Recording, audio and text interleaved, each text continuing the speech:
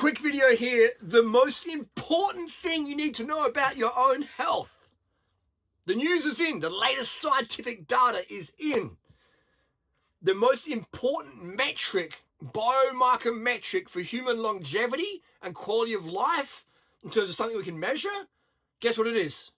VO2 max. VO2 max. Most people don't know what VO2 max is. Isn't that crazy? The most important biomarker for human longevity, lifespan, quality of life every day today, VO2 max, we don't even know what it is. The average person doesn't know what it is. Isn't that crazy? So I've been harping on it around for decades. Focus on your VO2 max. And now, finally, the data is in. Google it up. VO2 max lifespan longevity. The higher VO2 max, the lower all your mortality rates. Doesn't make you bulletproof, but it's the best thing going, okay? Just like a bulletproof vest won't save you from a rocket launcher. But, it's better than nothing, isn't it? It's the best thing you got going there. So that's the deal. VO2 max. Isn't that amazing? And have a guess which diet, which protocols best serve VO2 max production and preservation. Which diet and lifestyle enhances your VO2 max, gets it up, and keeps it up. I wonder which diet and protocols. I wonder which diet author has the best protocols for VO2 max creation and preservation. I wonder who that is. I wonder if he's a South Australian bogan named after a stinky fruit. I wonder. You know what I mean? But again, these protocols are just things I've pulled off various people over the decades and then formulated it into what I recommend. And and the world's fastest cyclists, runners, swimmers, 99%, all the English-speaking ones, they all know my stuff and they follow parts of it, some of them full-time, okay?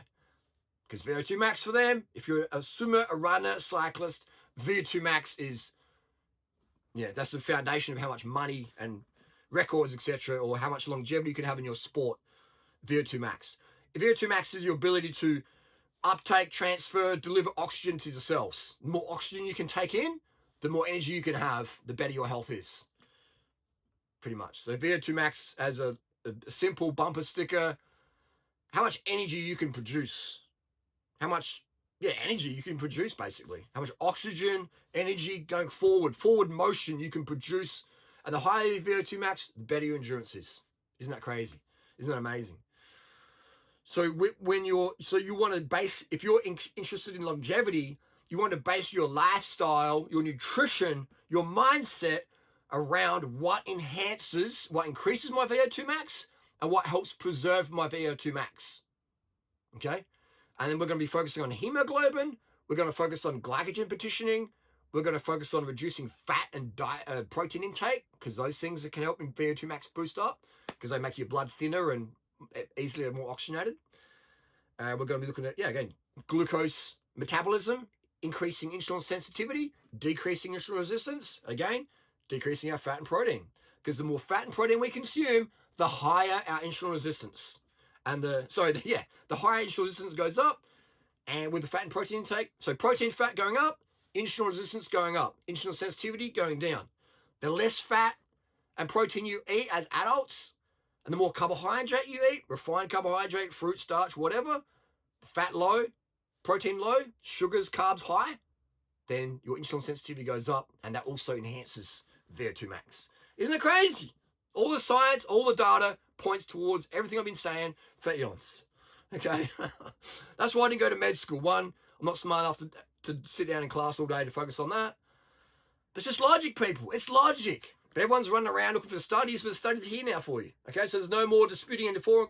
There's no more comments that are going to say, Harley, what about sugar? Is it? Oh, not for the next 30 seconds, and no more comments like that. But in hospital, what if someone can't do exercise? They can't eat carbohydrates, can they? What do we give people in a coma in hospital? What do we give them? In the arm, refined sugar, namely glucose, aka dextrose, injected. We swab it off, boom, cannulate that fucker, boom, in. Sugar in the bag, dripping into the veins. And they're in a coma. And what happens to their body weight? Does it get bigger?